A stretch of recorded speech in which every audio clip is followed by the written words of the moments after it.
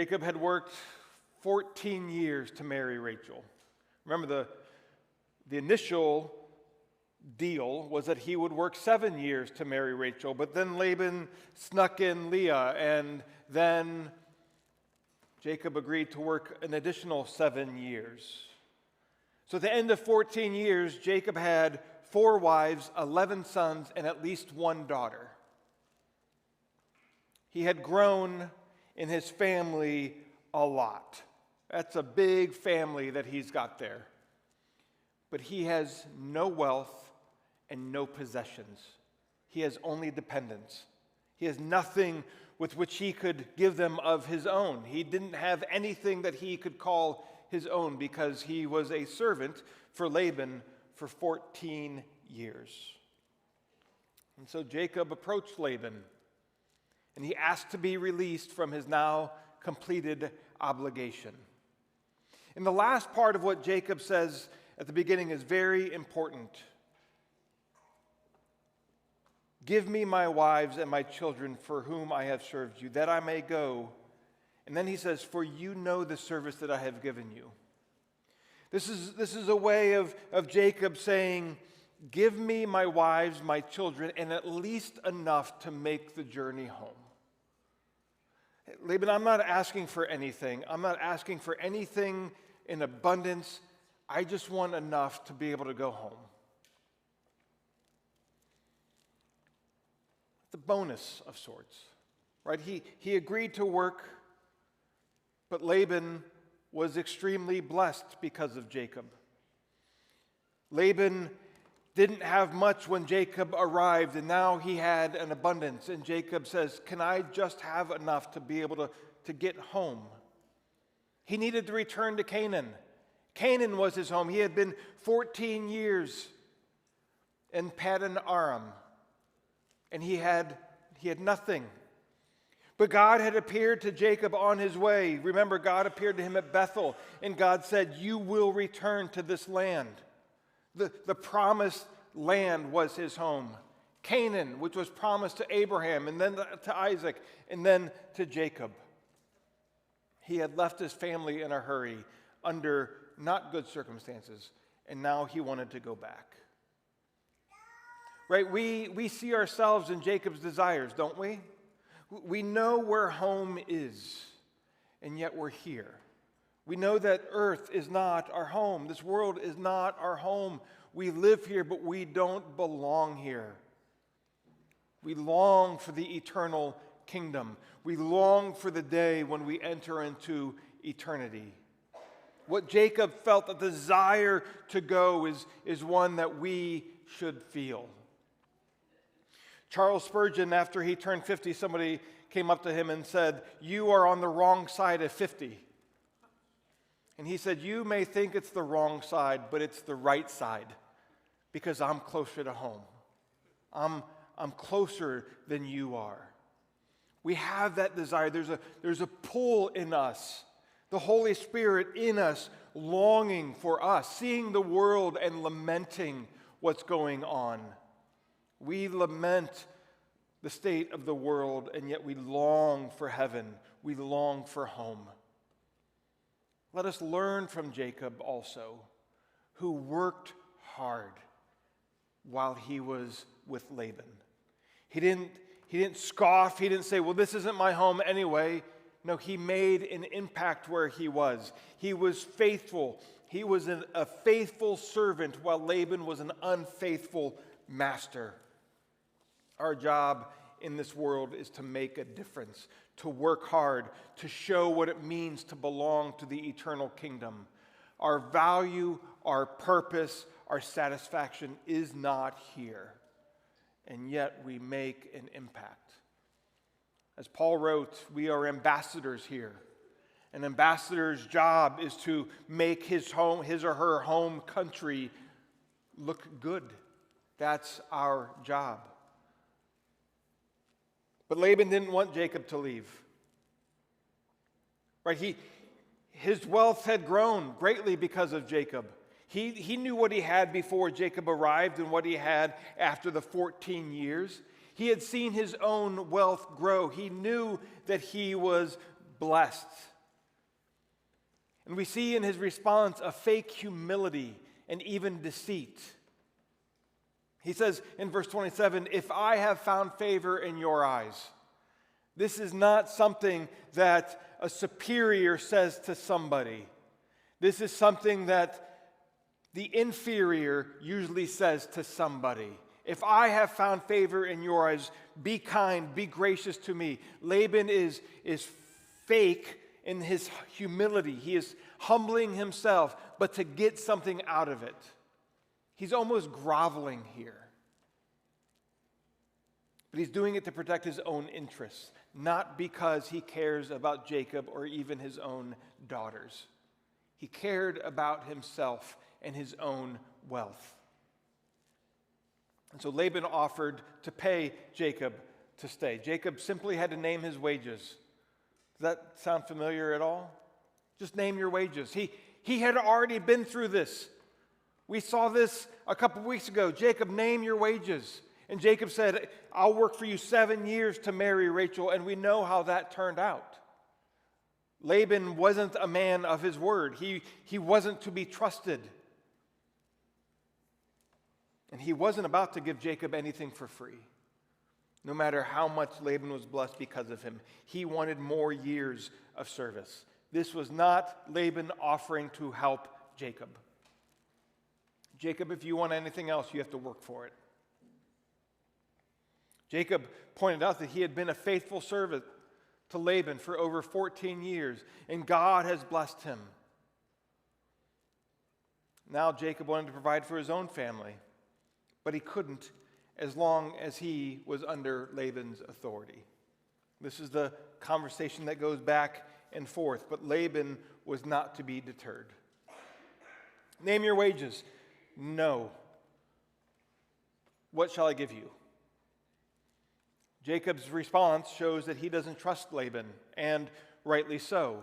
He doesn't want Laban to be able to say that he made Jacob wealthy. He doesn't want Laban to have any ownership or any claim of anything that Jacob has, because Jacob does not trust him.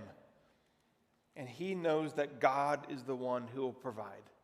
Jacob is learning. He's on this journey of faith. Jacob had heard directly from God. He had seen God bless his work for Laban. He had seen God bless Abraham and Isaac. He had the Abrahamic Covenant given to him. He had the promise of God at Bethel. He knew who God was, and he knew who he could trust, and that was not Laban, that was God. And so Jacob devises this idea.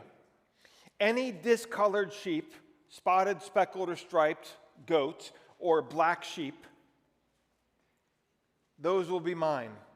Now, it's just so we have an understanding, Jacob is not saying, I'll take them out of the flock now, and they're mine. He's saying any offspring of them, any offspring of current flock that has striped, speckled, spotted, or black sheep will be mine. These were fairly rare. Right? There's not a lot of these in the flocks in this area of the world. And so Jacob is not asking for a lot.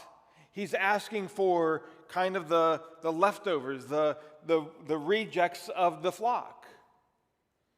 And Laban would still have an abundance. Jacob's share would be small compared to Laban's. But we see that Jacob is trusting God.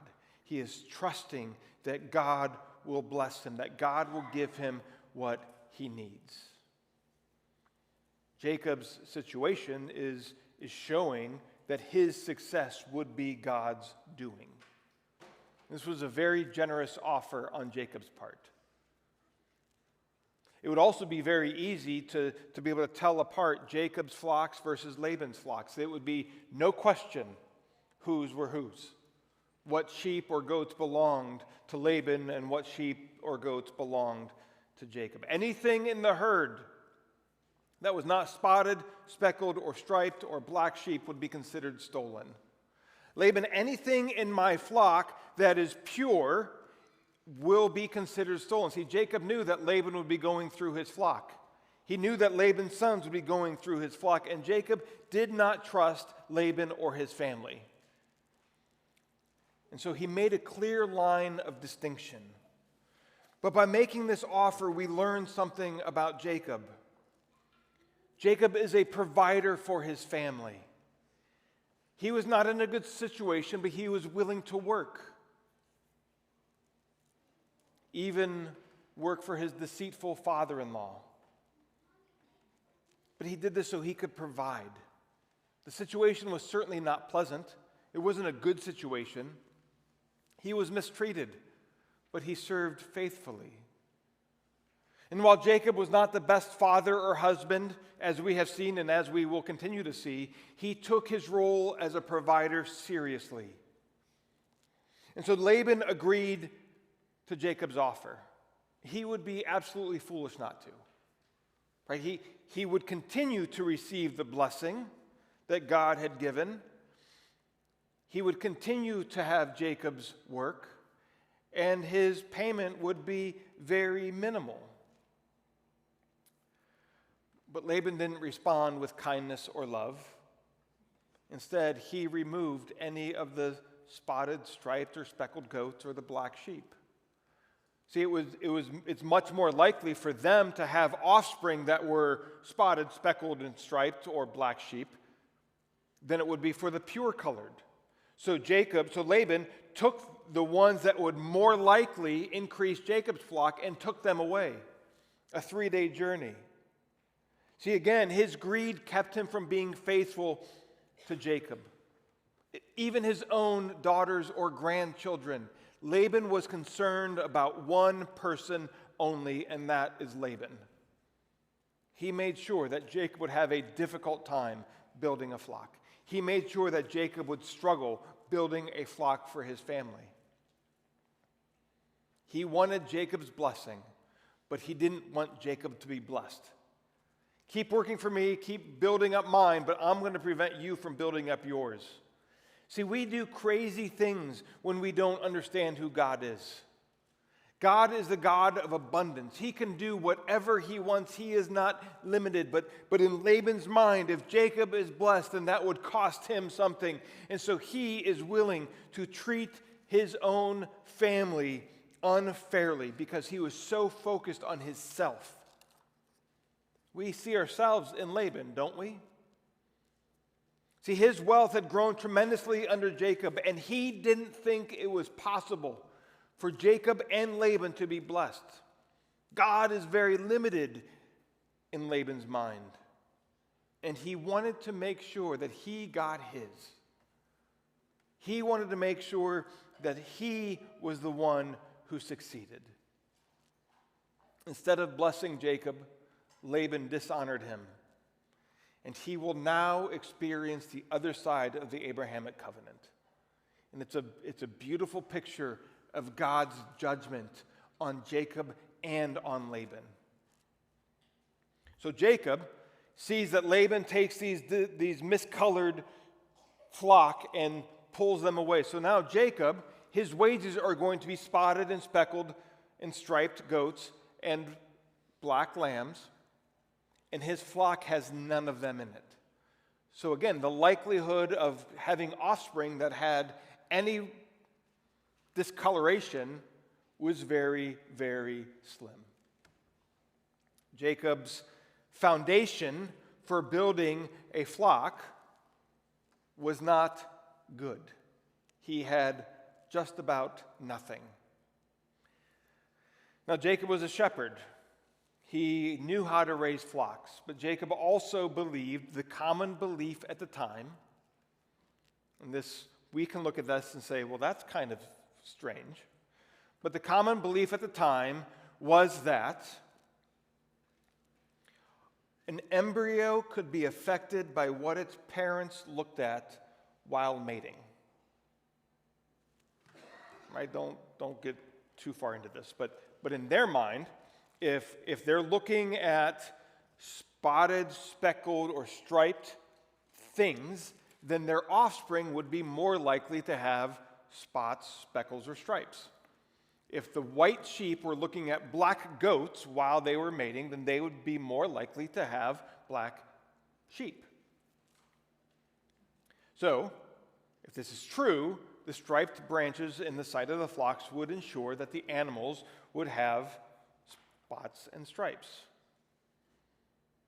Do not mistake this superstition or this understanding for a lack of trust. Don't think that by doing this, Jacob is relying on some sort of superstition instead of God. Because later on, we'll see next week and the week after, Jacob tells his wives that God has blessed him, that God is the one who did this. So Jacob took fresh branches and he peeled off the bark. And so what that did is it revealed bright white streaks, bright white spots, and he put them in the troughs. Now there's a funny word play here because the word for white is Laban. So Jacob put Laban's in all of these sticks. The mating of the animals took place at the watering troughs, and they produced discolored offspring. The sheep he had facing the goats, so they had black sheep. Now he didn't do this in front of the weaker ones, so the weaker flock remained Laban's. The stronger of the flock became Jacob's. See, he knew what he was doing. He was a shepherd. He understood how things worked. But let's be clear on a few things. Right, as we understand genetics, we know that the branches in the troughs did absolutely nothing. Like there is zero value in putting sticks in the trough.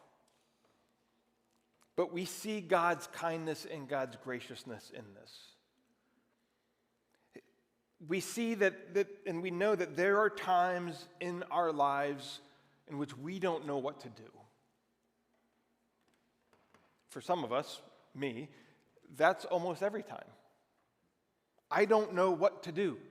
We don't know what to do. So we take what we have, the knowledge that we have, and we make the best decision we can with the information we have. Now, there may come a time when we look back and say, well, that was a really ridiculous thing that I did, but I thought it was best. I did the best I could. But in his graciousness, God uses our works, even when they're not at all helpful, to accomplish his goal. See, there are times where we can become paralyzed by fear of not making the right decision or not having enough information or that we'll do it wrong. But when we do that, when we sit around and do nothing, we aren't giving God a chance to work. But by even doing the best we can, see, God does not expect us to make a right decision all the time. He knows that we don't. He knows that we can't. It's not even a lack of desire, it's a lack of ability. We are not omniscient. We are not omnipresent. We don't know what all is going on in the world or even in our own lives or even in our own brains. He does. And he uses our works even when, again, they are actually pointless, but he uses them for his own glory. All we have to do is step out in faith. Take that next step. That's what Jacob did. God expects us to work. He expects us to ask. See, we pray that God will give us wisdom and that he will use what we do for his kingdom. And he is gracious and he is kind. So Jacob bred the stronger sheep and the goats with the sticks and the weaker without. So the stronger had strong, discolored offspring. The weaker were pure white offspring, or pure colored offspring. So Jacob's wealth grew and Laban's dwindled. By relying on God and trusting him while working, Jacob became like Abraham and Isaac. He was blessed because of the Abrahamic Covenant. God had blessed Jacob absolutely. But after Laban's continued mistreatment of Jacob, his wealth became less. See, remember the Abrahamic Covenant. Those who bless you, I will bless. Those who curse you, I will curse. Laban's wealth is dwindling because of how he treated Jacob. By clinging to his selfishness, his lack of care for others, Laban brought the Abrahamic curse upon himself. The irony of this is, if Laban had treated Jacob well, he too would have been given more. This is what sin does in our lives. Sin prevents us from seeing who God is and resting in him and trusting in him. Laban would have been blessed if he would have blessed Jacob, because that's what the Abrahamic Covenant promised.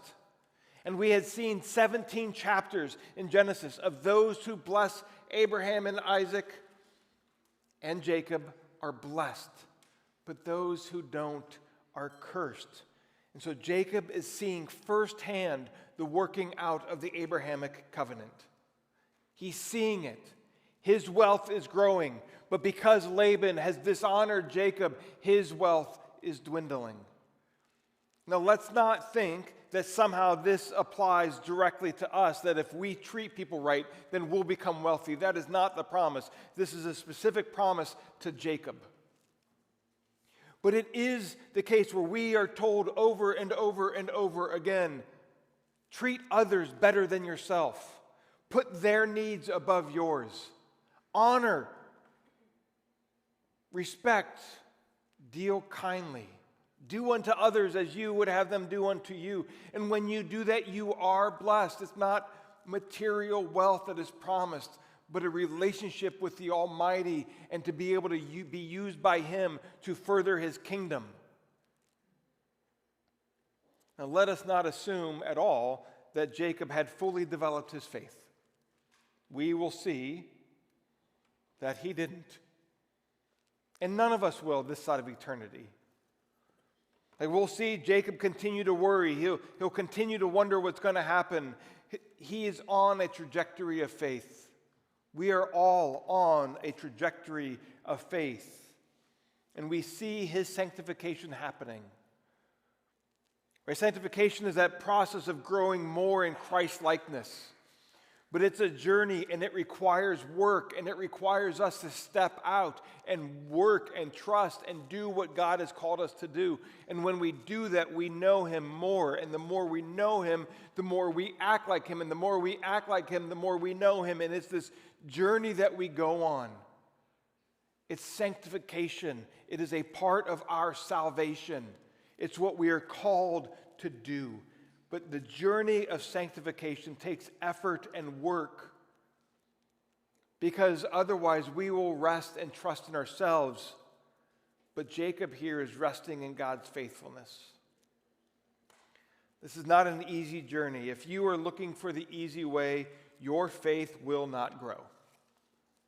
If you want the easy way out, your faith will not grow. So no matter what the hardships Jacob endured or how sinful his marriages were, God was faithful. He was fulfilling His promise to Abraham, Isaac, and to Jacob. He now had offspring. Remember the promise that the descendants of Abraham would be as numerous as the stars in the sky and the dust of the earth. We're seeing here he has 11 sons at this point. It's starting. The 11 of the 12 tribes of Israel are here. God promised to bless Jacob with material wealth.